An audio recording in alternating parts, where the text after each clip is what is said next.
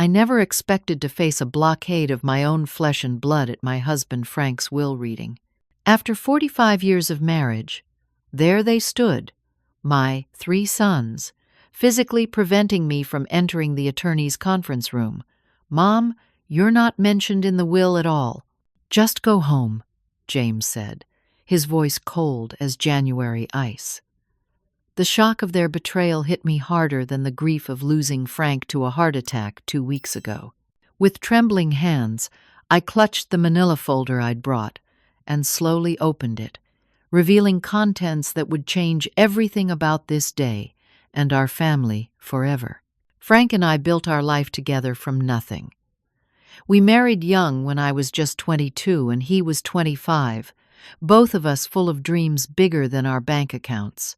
Frank had a talent for construction and an eye for opportunity, while I brought organizational skills and unwavering support.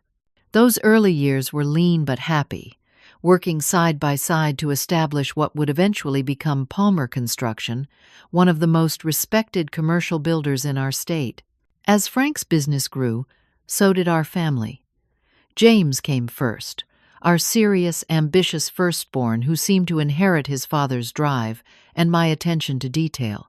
Even as a child, James plotted his future with spreadsheets and goals, eventually getting his MBA and joining a prestigious consulting firm, before reluctantly returning to the family business when Frank's health began to falter. At 44, James had become harder than I ever imagined my sweet boy could be, viewing every interaction as a transaction and every relationship as a potential business connection. Thomas arrived 3 years later, quieter than his older brother but just as observant. Where James was bold and direct, Thomas calculated and planned.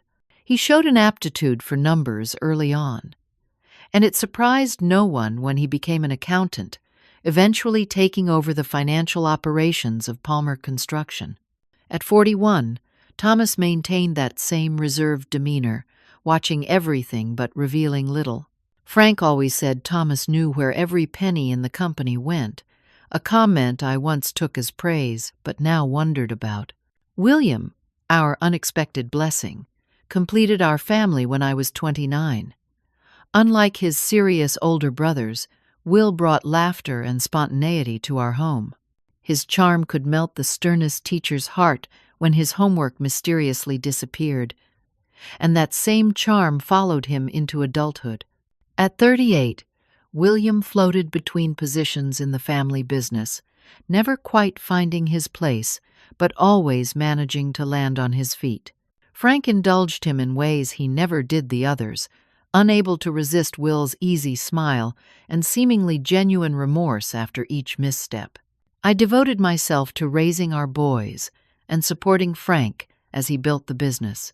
While he traveled for contracts and networked with clients, I maintained our home, coordinated family schedules, hosted business dinners, and moved our household 7 times as the company expanded into new markets. My college degree in business administration gathered dust as I channeled my skills into creating a stable, loving environment that allowed Frank and later our sons to pursue their ambitions. "You're my secret weapon," Frank used to tell me in those early days when I would review contracts after the children were asleep or suggest marketing strategies over breakfast. As the business grew, however, my contributions became less visible. Frank developed a more traditional view of our roles, handling all financial decisions while I managed our home and social obligations. I accepted this shift, proud of what he was building for our family and content with the life we shared. The last 5 years had been difficult as Frank's health deteriorated. What started as occasional chest pain developed into serious heart disease, requiring multiple procedures and lifestyle changes. I became his caregiver, monitoring medications, preparing heart-healthy meals, and accompanying him to countless medical appointments. The boys visited when they could, but the daily reality of Frank's declining health fell to me. A week before he died, Frank called me into his home office, something that had become rare as his energy waned. He handed me a sealed manila envelope. "Just in case anything happens, Alena," he said, his voice unusually serious. "Keep this somewhere safe." When I asked what it contained, he simply shook his head. "Hopefully you'll never need to know, but if something happens to me, this will protect you." I tucked the envelope into my desk drawer, more concerned with his fatigue than with mysterious documents. Frank had always handled our legal and financial affairs, and I trusted him implicitly. 7 days later, I received the call that Frank had collapsed at the office. By the time I reached the hospital, he was gone. A massive heart attack, they said. Quick and probably painless. Those words offered little comfort as I sat beside his body, holding his still warm hand and struggling to imagine life without him. The week between Frank's death and funeral passed in a blur of arrangements and grief. The boys arrived with their families, filling our house with subdued conversations and occasional forced laughter as they shared memories of their father.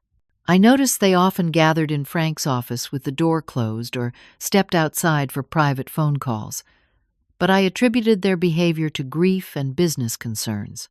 The night after the funeral, exhausted from hosting the reception at our home, I retreated upstairs early, telling the boys I needed to rest.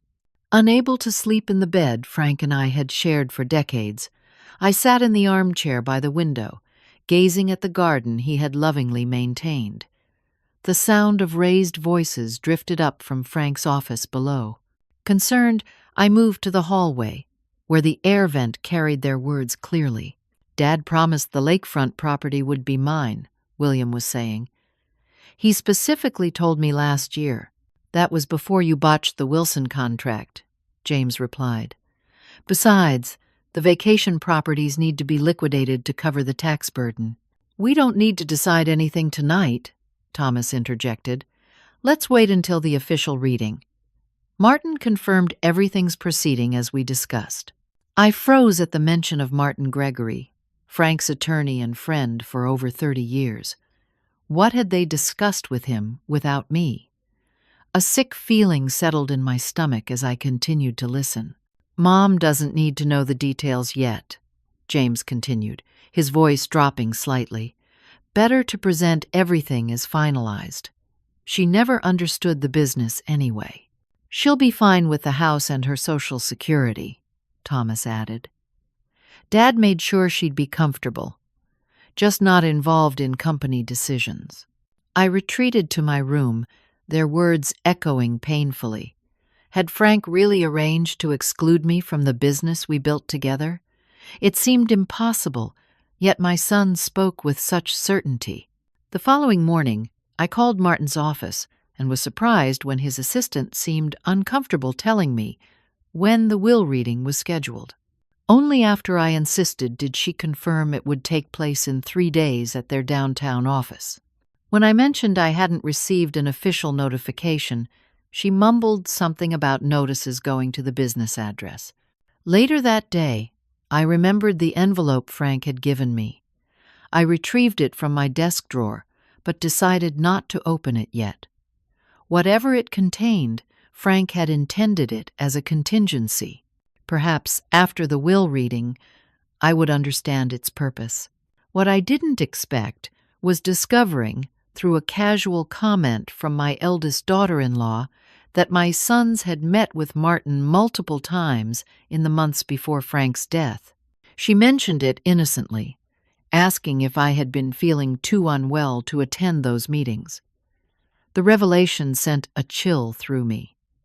What had my husband and sons been planning without my knowledge? The trust I had maintained for 45 years suddenly felt fragile beneath my feet. On the morning of the will reading, I dressed carefully in a navy suit Frank had always admired, applying light makeup to disguise the exhaustion of sleepless nights. The manila envelope went into my handbag, still sealed, but providing an odd sense of security. Whatever came next, I would face it with dignity. I arrived at Martin's office building 20 minutes early, preferring to be settled before the proceedings began. The receptionist directed me to the 4th floor with a sympathetic smile. When the elevator doors opened, I immediately spotted my 3 sons standing in a tight cluster outside the conference room, deep in conversation. They hadn't expected me yet. James noticed me first, straightening his tie as he moved to intercept me before I could reach the conference room door. Thomas and William quickly flanked him, creating a human barrier in the hallway. "Mom, we were just about to call you," James said, his corporate smile not reaching his eyes. "There's been a change of plans." "The reading is still happening," I replied, clutching my purse strap. "I confirmed with Martin's office yesterday." "Yes, but there's no need for you to stay," Thomas explained, his accountant's voice precise and measured. "We've reviewed everything with Martin already. The will is straightforward, and unfortunately, you're not mentioned in any significant way." William stepped forward, placing a hand on my arm with the gentle touch he'd used since childhood when trying to persuade me. "It would just upset you, Mom. Dad left the business to us, which makes sense since we've been running it anyway. You get to keep the house and your personal things, so there's nothing to worry about." I looked at my youngest son, usually so easy to read, and saw something calculated behind his concerned expression. "I'd like to hear the will for myself, William." "Mom, you're not mentioned here," James said bluntly, gesturing toward the conference room. "There's no seat for you at this table." Literally and figuratively, the coldness of his statement struck me like a physical blow. "I was married to your father for 45 years. I helped him build that business from our garage. I moved 7 times to support its growth. I raised you boys often single-handedly while he traveled for contracts. And we appreciate that motherly support," Thomas interjected, emphasizing the word motherly in a way that diminished everything else I'd said. "But the business discussions are for those who understand the operations. Dad always kept you separate from that side of things for your own protection." Memories flooded back of long nights at our kitchen table when Frank and I strategized over client proposals, the early mornings when I handled correspondence before waking the children, the investment decisions we made together before the company could afford proper financial advisors. When had my contributions been erased from our family's narrative? "I understand more than you think," I said quietly, straightening my shoulders. "Now please step aside. I'm attending this reading." James moved closer, his 6-foot frame towering over me. "Mom, you're just going to embarrass yourself. You've been a great mother, but this is business." Dad left explicit instructions. "Did he?" I challenged, my voice stronger than I expected. "Or is that what you told Martin?" A flicker of uncertainty crossed Thomas's face, but William quickly jumped in. "Mom's upset, which is understandable. Maybe we should reschedule." "The reading proceeds as planned," came a firm voice from behind them. Martin Gregory stood there, briefcase in hand, looking troubled by the scene before him. Despite being 70, Martin stood tall and authoritative, his presence immediately changing the dynamic in the hallway. "Martin, thank you for coming," James said smoothly, shifting into his professional demeanor. "We were just explaining to our mother that today's proceedings primarily concern the business assets, as our father arranged."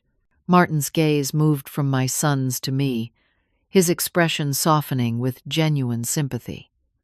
"Alena, I'm so sorry for your loss. Frank was a good man and a dear friend." "Thank you, Martin," I replied. "These past weeks have been difficult, especially with unexpected complications." Martin nodded thoughtfully. "I understand. Shall we proceed inside? I've prepared the conference room for all of us." "All of us?" Thomas questioned, exchanging a quick glance with James. "But we discussed the parameters already.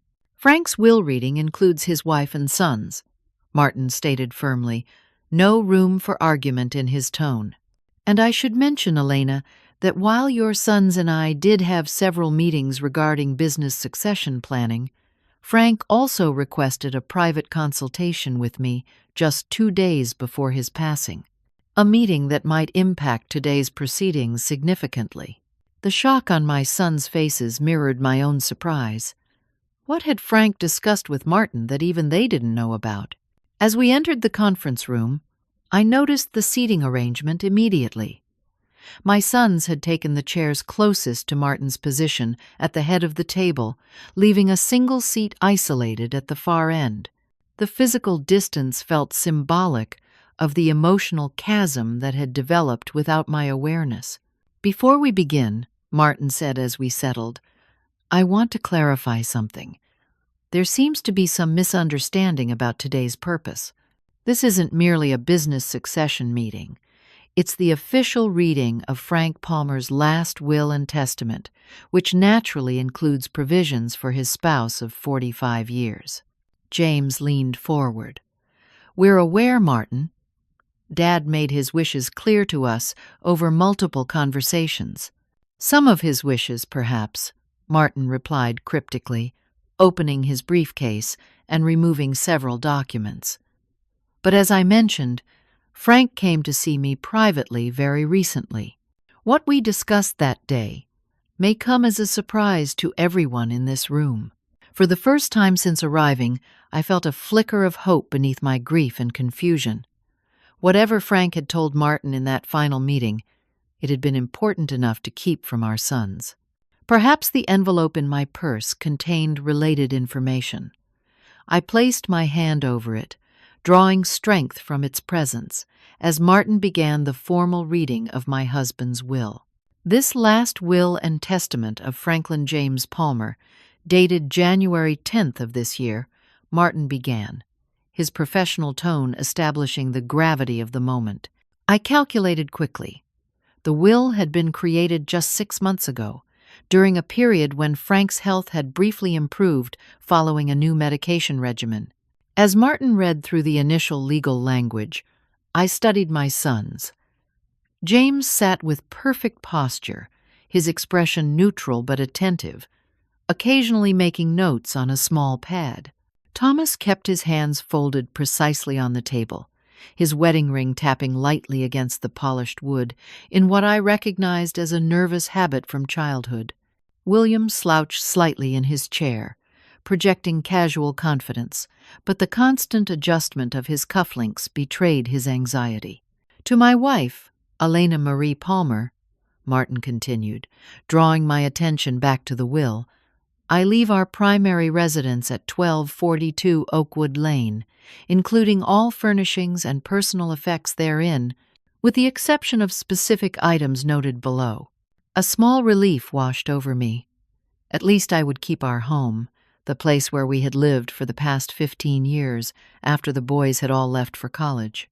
The house held countless memories within its walls, from holiday gatherings to quiet evenings on the porch swing Frank had built as a 20th anniversary gift. Additionally, I leave to Alena the sum of $150,000 and her personal vehicle.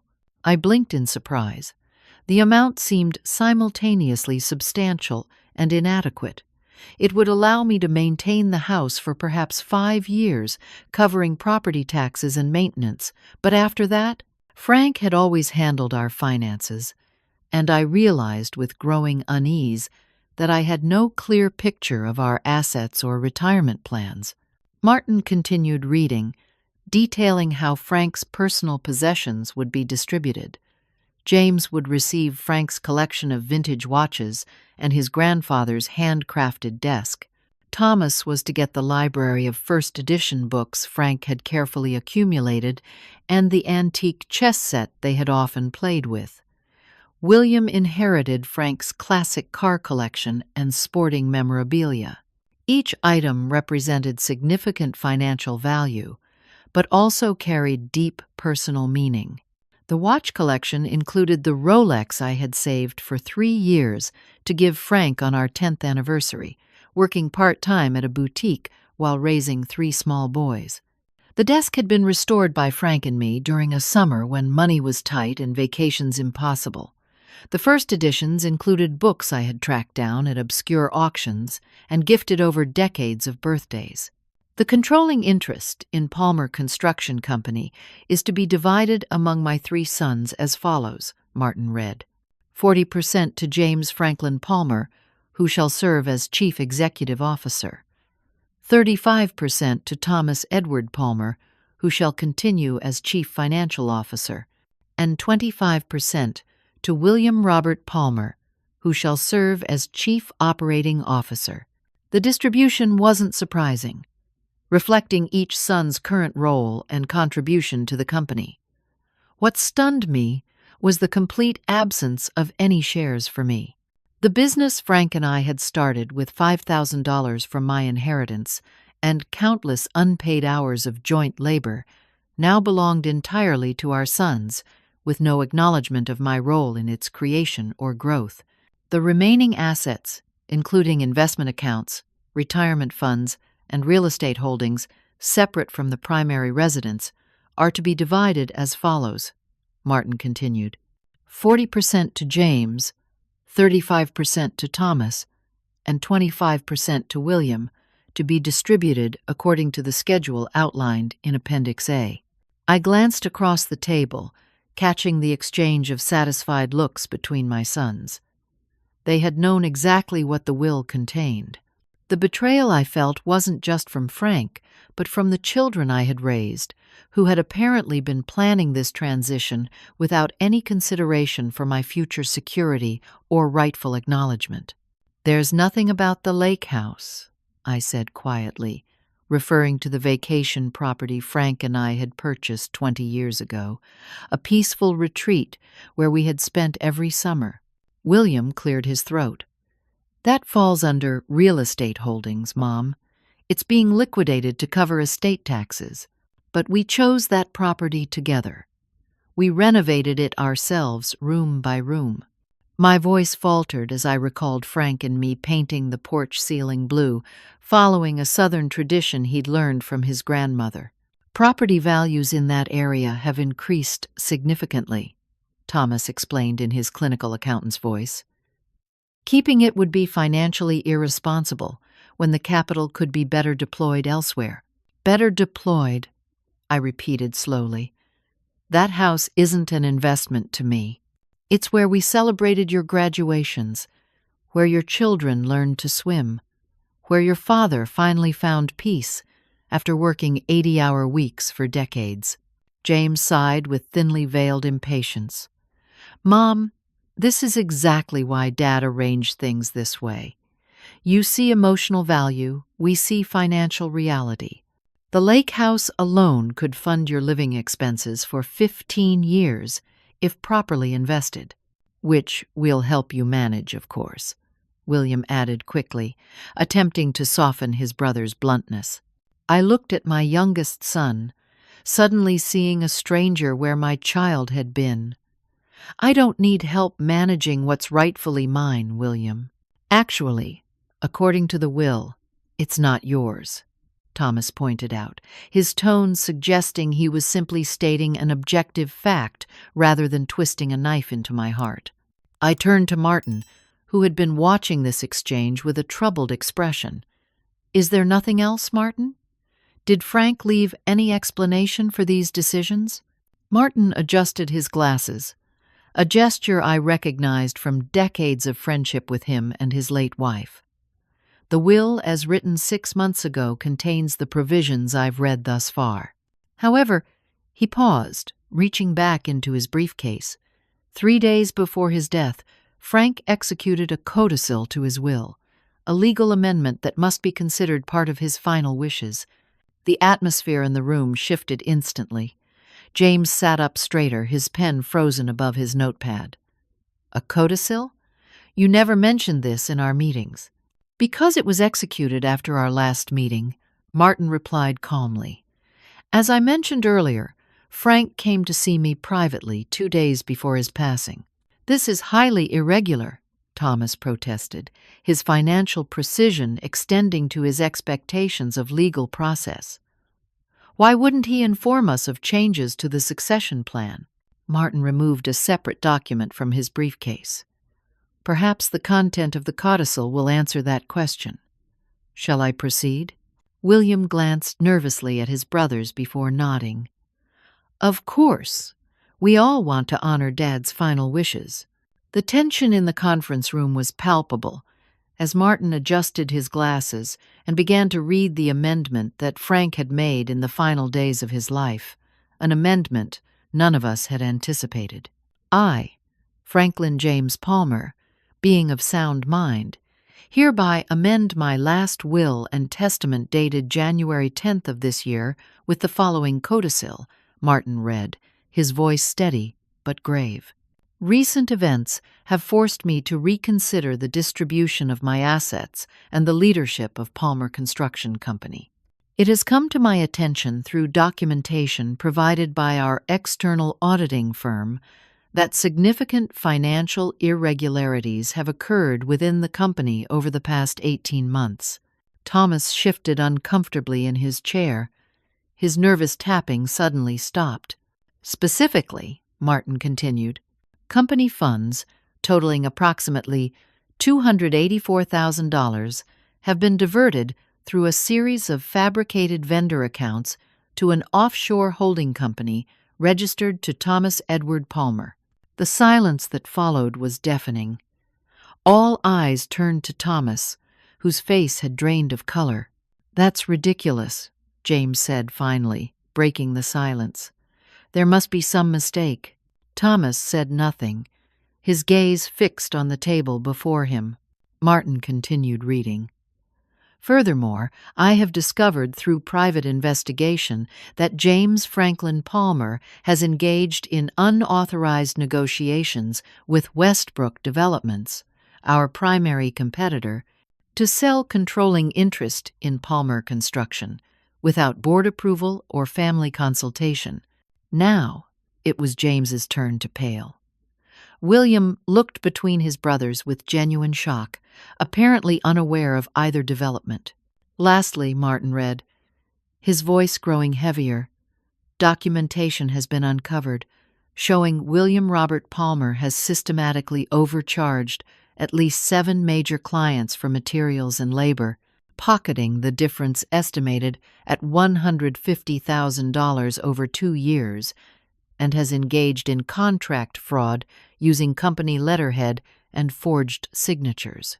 William slumped in his chair. The charming facade completely vanished. These discoveries have deeply shaken my trust in my son's ability to ethically manage the company we built. More disturbing, I have reason to believe they have taken advantage of my declining health to manipulate business operations and pressure me into making succession decisions that benefit them individually rather than preserving the company's integrity and values. My mind reeled with each revelation. I had raised these boys with values of honesty and integrity. Frank and I had emphasized ethics in business above profit margins. How had they strayed so far from those principles? To support these findings, Martin continued, I am attaching documentation to this codicil, including bank records, correspondence, and recorded conversations that took place in my home office on multiple occasions when my sons believed my medication had affected my alertness. I recalled those days when Frank seemed especially tired after meetings with the boys, how he would sometimes mention feeling confused about decisions he didn't remember making. I had attributed it to his heart medication, never imagining our own children might be exploiting his vulnerability. In light of these discoveries, I hereby revoke the distribution of company shares outlined in my original will. Instead, I direct my executor to place all company shares in a trust to be managed by Martin Gregory and the company's board of directors, excluding my sons, until such time as appropriate leadership can be established. James shot to his feet. This is outrageous. Dad was clearly not in his right mind when he added this. We'll contest it immediately. I strongly advise against that, Martin replied calmly. Frank anticipated your reaction and took steps to ensure his mental competence was well documented. He underwent a complete cognitive assessment the same day this codicil was signed, with results showing he was fully capable of making these decisions. He was manipulated, Thomas insisted, finding his voice at last. Someone poisoned him against us. Martin shook his head. Frank made these discoveries himself, Thomas. When his stamina began to improve with the new medication, he started reviewing company records more thoroughly. What he found disturbed him deeply. "This will destroy everything we've built," William protested. "The company won't survive a public scandal." "Perhaps you should have considered that before defrauding clients," I said quietly, my disappointment overwhelming. "Your father built his reputation on integrity. You've undermined everything he stood for." "You don't understand business, Mom," James snapped.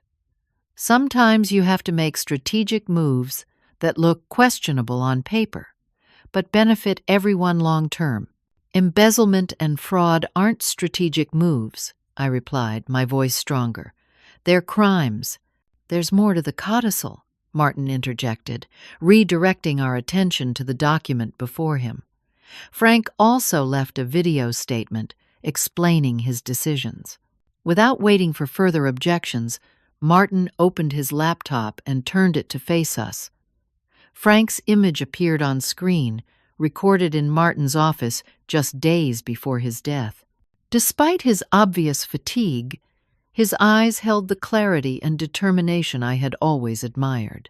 "If you're watching this," Frank began, "then I've passed away before I could address the serious issues I've discovered within our family business. To my wife, Alena, I apologize for not sharing these concerns with you sooner. I wanted to protect you from the disappointment I felt when I uncovered our son's actions." Frank's gaze seemed to meet mine across the digital divide, his regret palpable, even through the recording. "I was pressured to change my will several times in recent months," he continued. "During periods when my medication left me foggy, documents were placed before me with explanations that didn't match their content. I signed some of these while impaired, a fact our sons took advantage of repeatedly." He shifted in his chair, determination replacing regret. "I've recorded several conversations in my home office that demonstrate this manipulation. These recordings are now in Martin's possession, along with the financial documentation proving the activities described in my codicil."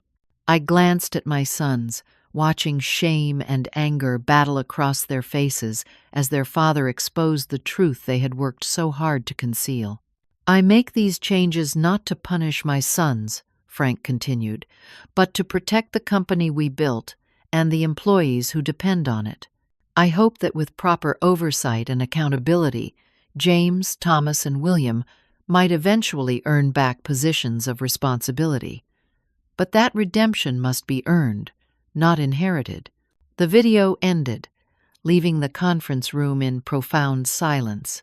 My 3 sons, men I thought I knew, sat before me exposed as strangers who had betrayed not just their father's trust, but the values we had tried to instill in them from childhood. "Do you have anything to say for yourselves?"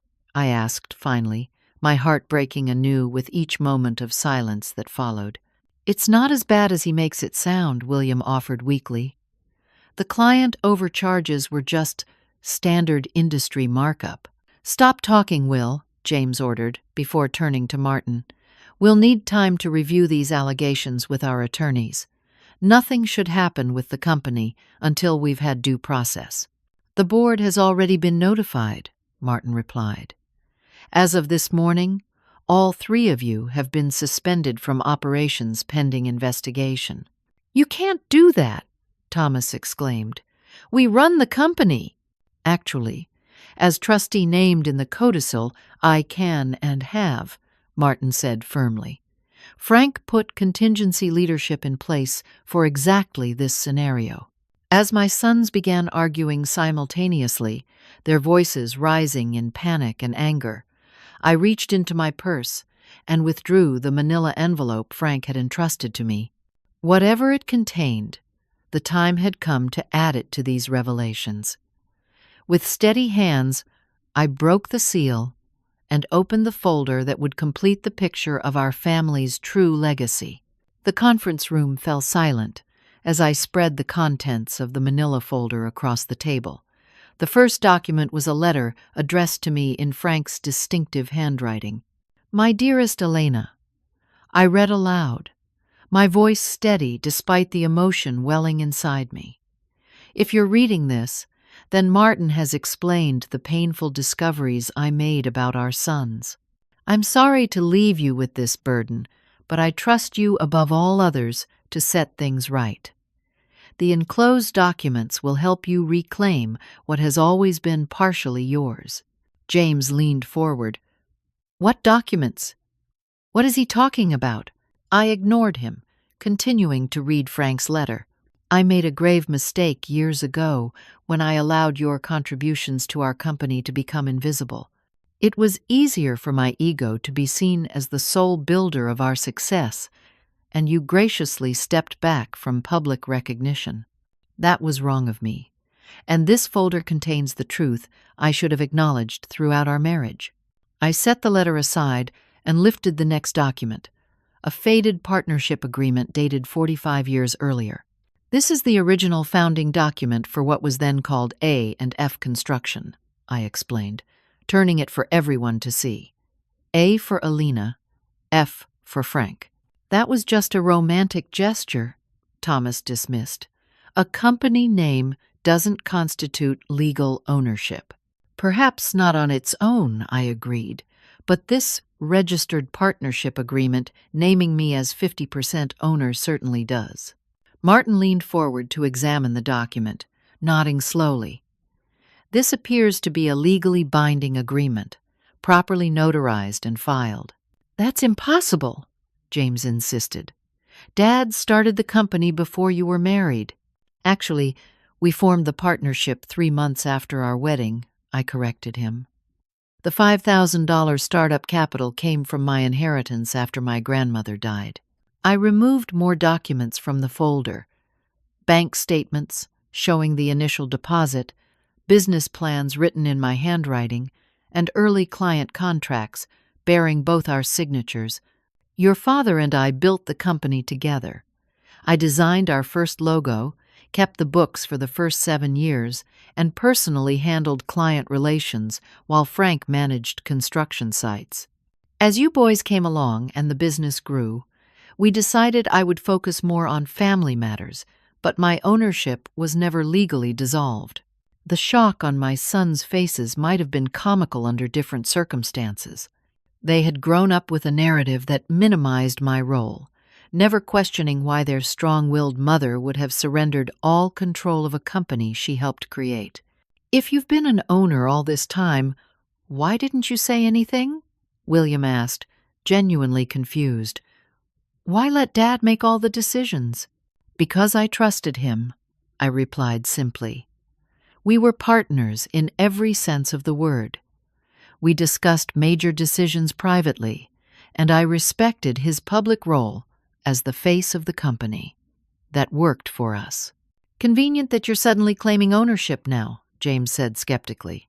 "These documents could easily be fabricated." "They're not," Martin interjected.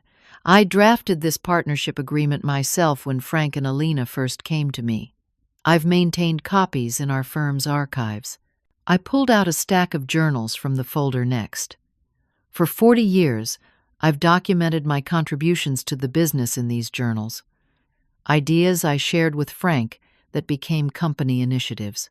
Clients I entertained in our home, who later signed major contracts. Suggestions I made for expanding or improving operations." The journals were a chronicle of a partnership that had remained invisible to the outside world, including our children. Page after page, detailed conversations, decisions, and contributions that had helped shape Palmer Construction from a small residential contractor into a regional commercial builder. This doesn't change anything, Thomas argued. Dad's will supersedes ancient history. Except that Frank never had legal right to transfer Alena's 50% ownership, Martin explained. Her shares weren't his to distribute, regardless of what the will states. I removed more recent documents from the folder. Frank knew this. That's why he came to me last year when his health started declining rapidly. We updated our legal arrangements to protect both the company and each other. Last year? James questioned sharply. What arrangements? We created a succession plan that would keep the company intact while recognizing my ownership stake, I explained. Frank asked me to keep it private until necessary, hoping you three would demonstrate the character to lead ethically without legal constraints. I placed a final document on the table, dated just 1 month before Frank's death. This is a recorded deed transferring full ownership of the lake house from the company assets to me personally, signed by Frank as his last act as co-owner before implementing the succession plan we developed. William's expression fell. So we can't sell it for operating capital. The lake house was never meant to be liquidated, I said firmly. It was our retirement dream, the place we planned to spend our final years together. Frank wanted to ensure you couldn't take that from me. I reached back into the folder and removed one last item that caused all 3 of my sons to visibly flinch. A small digital recorder. 2 weeks ago, the night after the funeral, I overheard you discussing how to manage me now that your father was gone, how to keep me from asking questions about the company, how to limit my financial resources while maintaining appearances. I pressed play, and their own voices filled the conference room, coldly calculating how to isolate their grieving mother from decisions about the business she co-founded. She doesn't need to know the details. Just keep her busy with grandkids and charity work. If she pushes back, remind her how stressed she was when she tried to help with the business. I stopped the recording, unable to bear any more of their callous planning. I made this recording when you thought I was resting upstairs. I never imagined my own children would conspire against me while I was still wearing funeral clothes. The silence that followed was profound, broken only when Martin cleared his throat. In light of these documents and Frank's codicil, the legal reality is clear. Alena Palmer owns 50% of Palmer Construction Company outright. The remaining 50% is subject to the trust established in Frank's codicil, which explicitly excludes the 3 of you from management until the board determines otherwise. James, always the strategist, shifted tactics immediately. Mom, we can work this out as a family. There's no need for dramatic changes. Perhaps a small ownership percentage for you, with the boys maintaining operational control? A small percentage of what's already half mine? I asked incredulously. That's your idea of working things out? Thomas, pale and tense, finally spoke up. The offshore account was just tax planning. I was going to explain it to Dad when the strategy proved successful. Tax planning doesn't require hiding transactions from company auditors, I pointed out. And it certainly doesn't justify the nearly $300,000 missing from company accounts. William, looking genuinely distressed, attempted his usual charm. Mom, you know I would never intentionally hurt the company. I just got in over my head with some debts. I was going to pay it all back. For a moment I saw glimpses of the boys I had raised, making excuses for broken windows or missed curfews. But we weren't dealing with childhood indiscretions now. These were grown men who had deliberately betrayed their father's trust and plotted to disinherit their mother. The company has been my life's work as much as your father's, I said firmly. I stepped back to raise you 3 and support Frank's public role. But I never stopped being an owner. The documents in this folder prove that, and I intend to exercise my ownership rights fully from this moment forward." "What exactly does that mean?" James asked cautiously. "It means," I replied, gathering the documents back into the folder, "that significant changes are coming to Palmer Construction. Changes that would make your father proud and restore the integrity you three have compromised." I hadn't planned to reveal my next disclosure, but seeing their calculating expressions, I realized transparency was essential. "You should know that your father and I have been quietly mentoring several key employees over the past year, people who demonstrated the ethical leadership you three have failed to provide." "What employees?" Thomas demanded.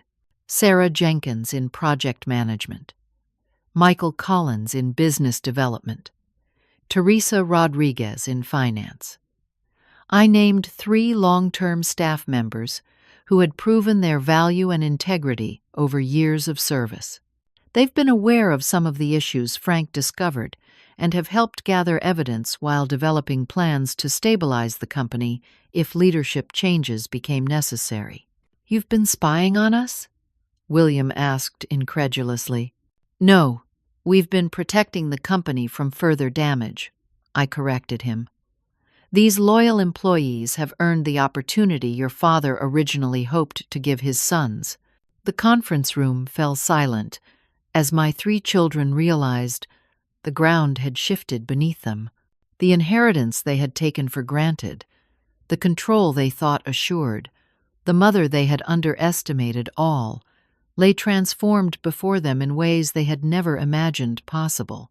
Martin closed his briefcase with a decisive click. "I suggest we adjourn for today. Alena, as 50% owner, and with my authority as trustee for the remaining shares, I believe we have much to discuss regarding the company's immediate future." I nodded, gathering my things with a calm I hadn't felt since before Frank's death. For the first time in weeks, I had purpose and direction.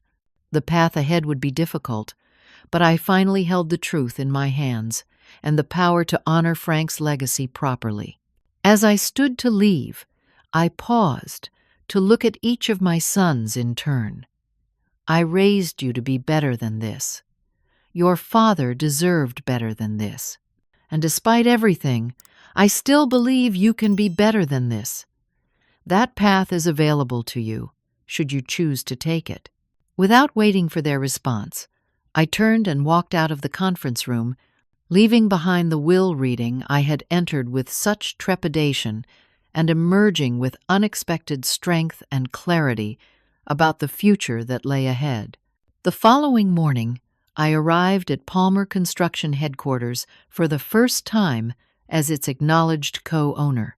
The receptionist, Doris, who had worked for the company for over 20 years, greeted me with surprised respect. "Mrs. Palmer, we weren't expecting you today. Should I let James know you're here?" "That won't be necessary, Doris," I replied pleasantly. "I'll be meeting with Martin Gregory and the department heads in the main conference room at 9. Would you please notify Sarah Jenkins, Michael Collins, and Teresa Rodriguez that I'd like to see them in Frank's office immediately?" Doris blinked in confusion, but reached for her phone. "Of course, Mrs. Palmer." I made my way to Frank's corner office, a space I had visited countless times but never occupied professionally. The familiar scent of his aftershave still lingered faintly, and I allowed myself a moment of grief before settling behind his desk. Within minutes, there was a knock at the door. Sarah, Michael, and Teresa entered, their expressions a mixture of concern and curiosity. Sarah, at 40, had been with the company since graduating with her engineering degree and had risen to become our most successful project manager. Michael, in his late 30s, had transformed our business development approach with innovative strategies that maintained integrity while securing major contracts. Teresa, our brilliant financial analyst, had repeatedly flagged concerns that Thomas had overridden. "Thank you for coming so quickly," I began. I imagine you've heard rumors about yesterday's will reading and the discoveries Frank made before his death." They exchanged glances before Michael spoke. "We've heard there were some irregularities found in the company finances, and that you might have a larger role in the business than previously known." I smiled. "That's an understated way of putting it. The truth is that I've been a 50% owner of this company since its founding. Frank and I built it together, though my role became less visible over time." I briefly explained the revelations from yesterday, including the evidence against my sons and Frank's codicil, placing the remaining 50% in a trust. "Frank and I had been quietly preparing for this possibility," I continued. "We identified the three of you as potential leadership to stabilize the company if our sons proved unworthy of their positions." Teresa leaned forward. "Is that why Mr. Palmer asked me to compile those financial reports outside the normal reporting structure?" I nodded.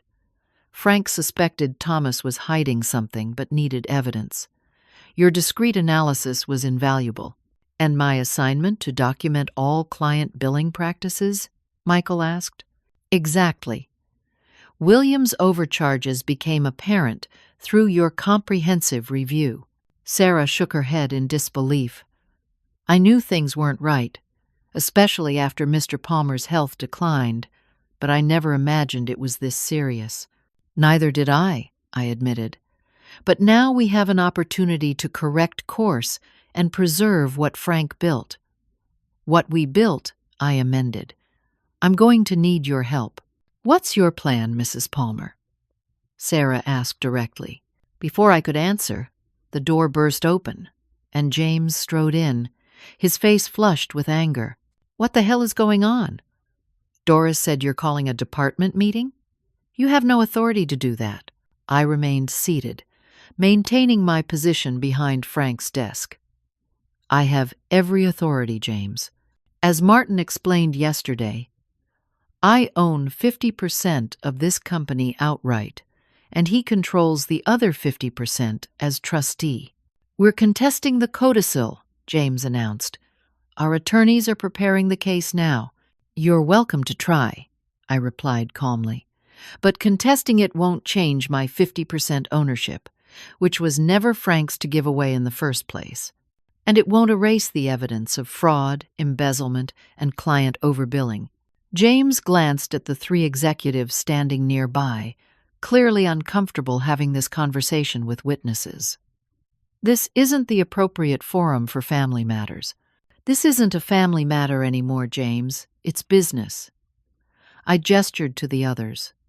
"Sarah, Michael, and Teresa are being promoted to interim leadership positions, effective immediately. Sarah will serve as COO, Michael as CEO, and Teresa as CFO. "You can't replace us just like that," James protested. "The board meeting at 11 will formalize these changes," I informed him. "Martin has already briefed the other board members on the situation." James's phone buzzed with a text message. He glanced at it, his face hardening.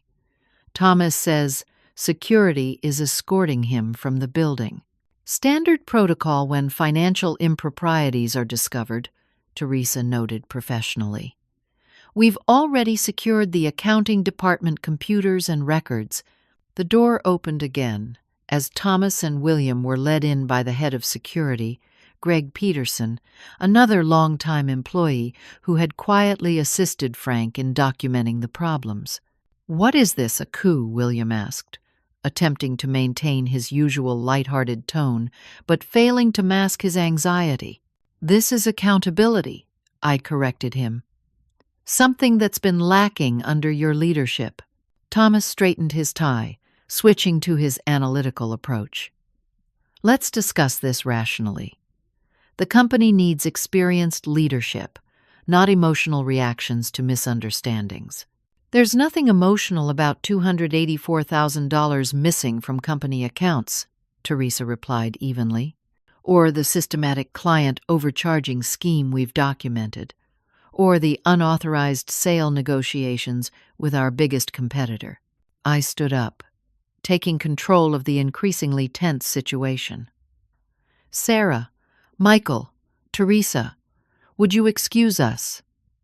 I need a moment with my sons before the department meeting.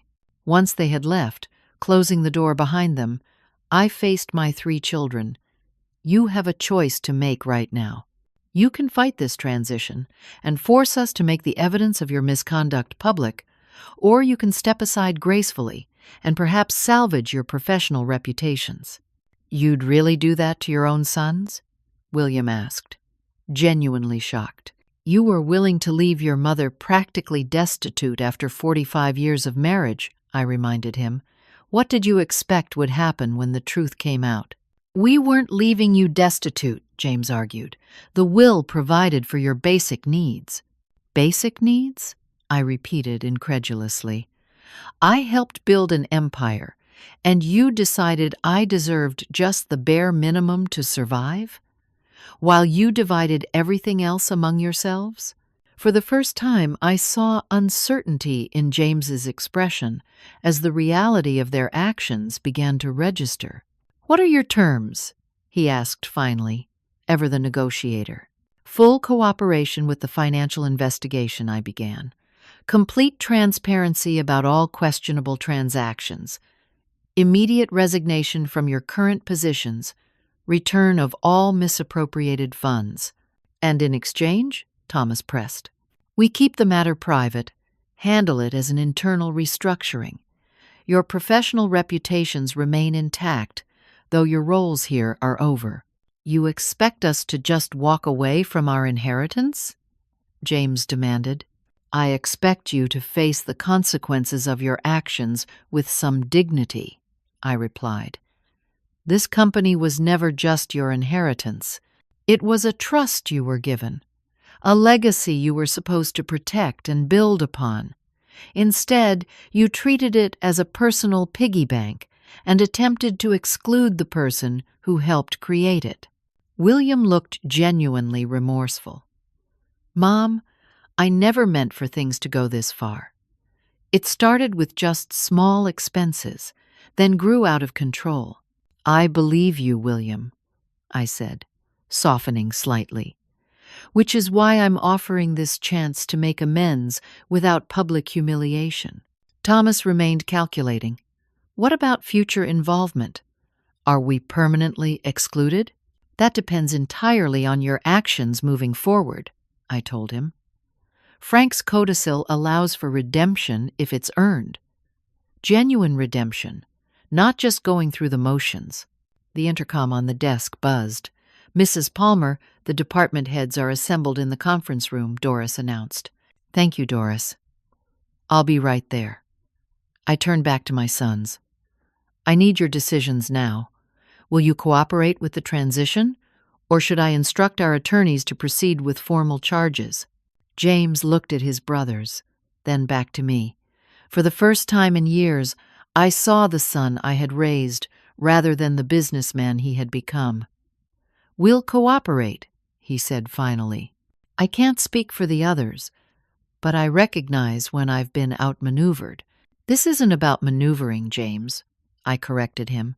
It's about doing what's right. Something I hope you'll remember moving forward. Thomas nodded reluctantly. I'll provide full documentation of the financial transactions. Most of the funds are still in the offshore account.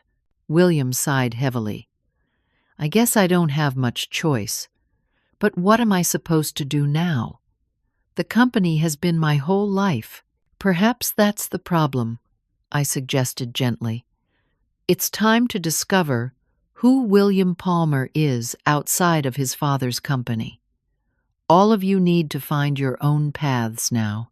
As I gathered my notes for the department meeting, I felt an unexpected wave of compassion for my 3 lost sons. They had strayed so far from the values Frank and I had tried to instill, yet I couldn't help hoping this painful lesson might ultimately lead them back to better versions of themselves. I have a company to address, I said, moving toward the door. Security will escort you to clean out your personal belongings. Your official resignations should be on my desk by the end of day." As I walked toward the conference room, where 30 department heads waited to hear about the company's future, I felt Frank's presence beside me. The weight of responsibility was heavy, but for the first time since his death, I also felt a sense of purpose and clarity. Palmer Construction would survive this crisis and emerge stronger, honoring the true legacy we had built together. 6 months passed like a whirlwind of activity and transformation. I stood at the window of what had once been Frank's office, but was now mine, gazing out at the Palmer Construction campus that sprawled across 3 acres. The summer sunshine illuminated the newly installed sign at the entrance. A and F, Construction, had been restored as our company name, honoring our original partnership and vision. The transition hadn't been easy, but it had been necessary. After that first department meeting where I had explained the leadership changes and my role as co-owner, the company had undergone a period of adjustment and healing. Some employees had been skeptical of my ability to lead after years in the background, while others worried about the stability of the company without the Palmer sons at the helm. But as weeks passed and our new transparency initiatives took effect, confidence had gradually returned. Sarah had proven herself an exceptional chief operating officer, bringing a collaborative approach to project management that improved both efficiency and morale. Michael's innovative business development strategies had actually increased our contract acquisitions despite the internal turmoil. And Teresa had worked tirelessly to untangle the financial web Thomas had created, recovering most of the missing funds and implementing new accountability systems. As for my sons, each had taken a different path in the aftermath of that fateful will reading. James had struggled the most with his fall from power. His corporate reputation, once sterling, had been tarnished by rumors of the attempted secret sale to our competitor. No formal charges had been filed, but the business community had questions he couldn't easily answer. After 2 months of unsuccessful job hunting, he had accepted a position with a small construction firm in another state, starting over at a level far below his previous status. Our relationship remained strained, but our weekly phone calls had gradually become less tense, and I sensed a humility developing that had been absent for decades. Thomas had faced the most concrete consequences. While we had kept the embezzlement private, the board had insisted on repayment of all misappropriated funds plus interest. This had forced him to sell his luxury home and downsize significantly. He had eventually found work as a staff accountant at a manufacturing company, where strict oversight limited his autonomy. To my surprise, Thomas had been the first to offer a genuine apology, admitting during a difficult lunch meeting that his actions had been inexcusable. He had since been attending therapy sessions to understand the root of his behavior. William's journey had perhaps been the most transformative.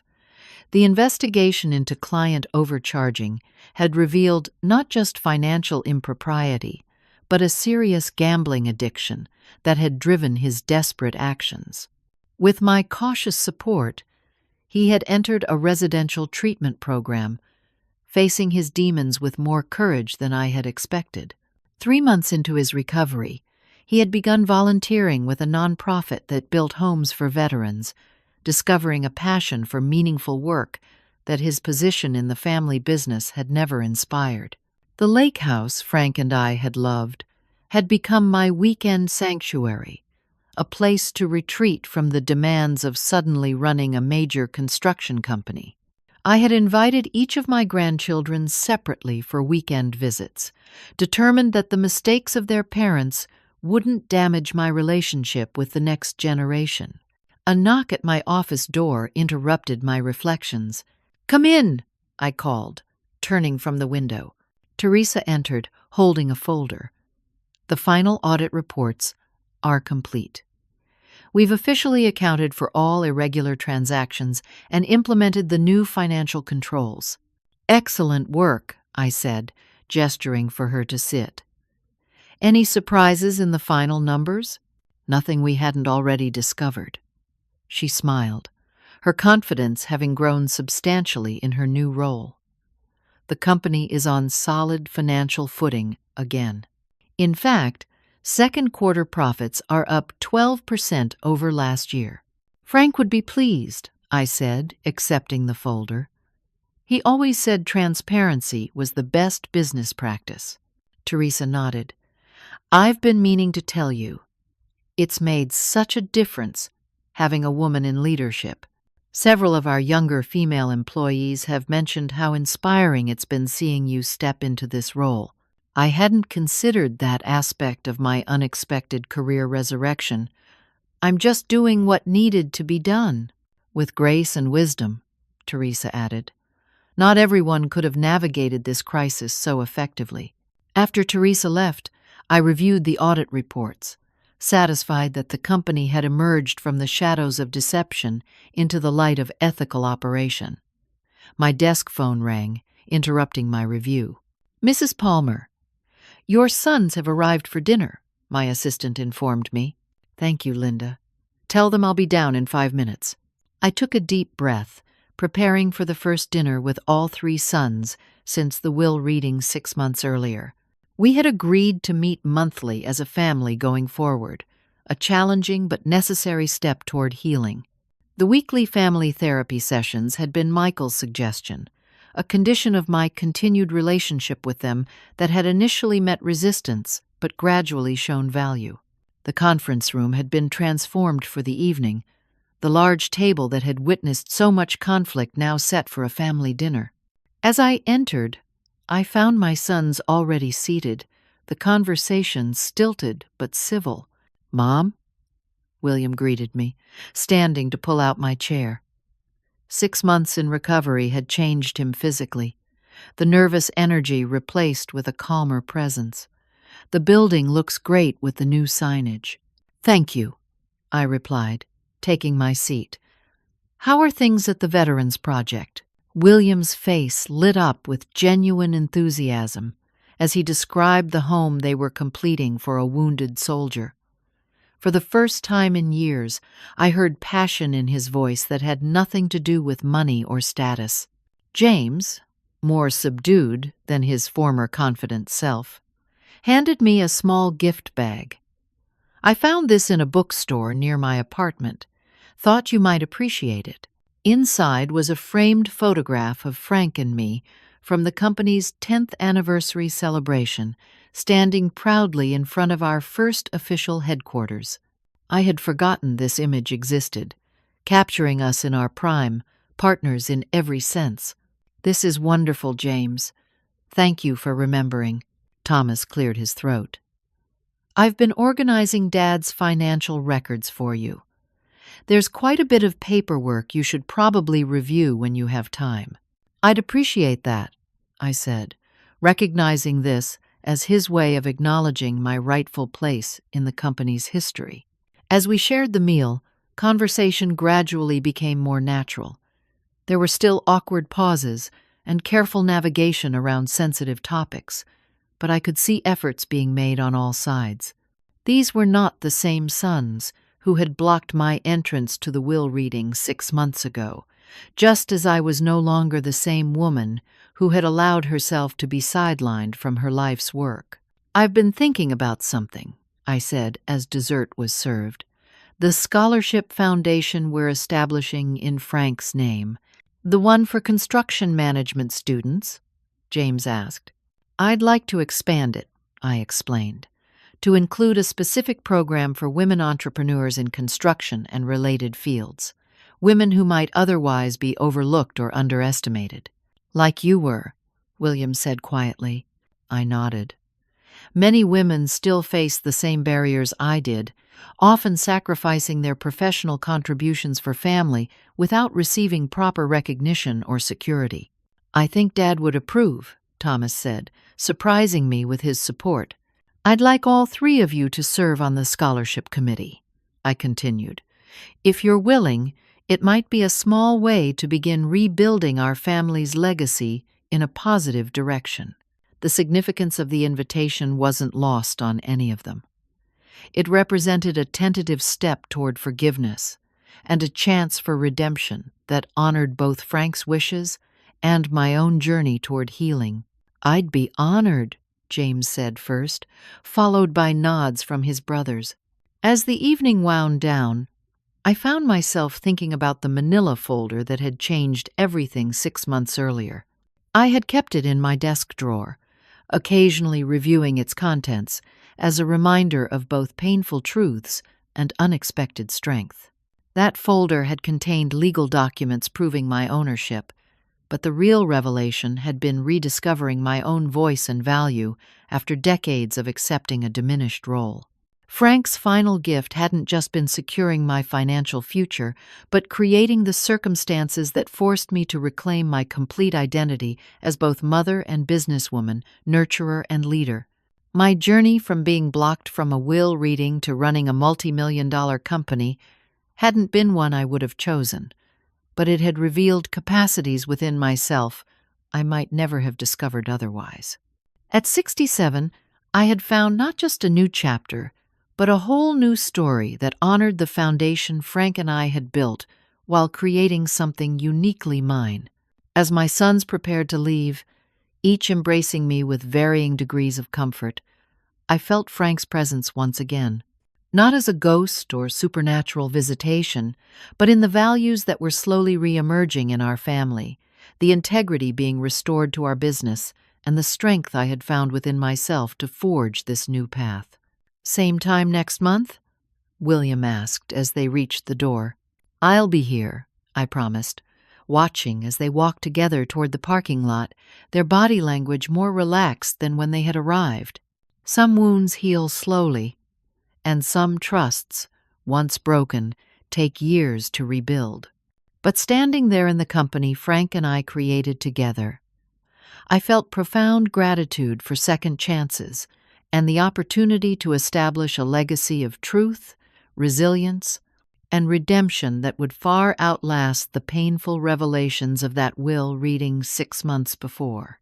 In the end, the most valuable inheritance Frank left wasn't the company or its assets, but the courage to stand up for myself and the wisdom to offer others the same opportunity for growth and transformation that I had found on this unexpected journey. The manila folder had changed everything, but the true power had been within me all along, waiting for the moment when I would finally claim it. Have you ever had to stand up for yourself when others underestimated your contributions? I'd love to hear your stories in the comments below. If this story resonated with you, please like and subscribe to hear more journeys of women finding their strength in challenging circumstances. And if you know someone who needs encouragement to claim their rightful place at the table, share this video with them. Thank you for joining me on this journey, and remember that it's never too late to rewrite your own story.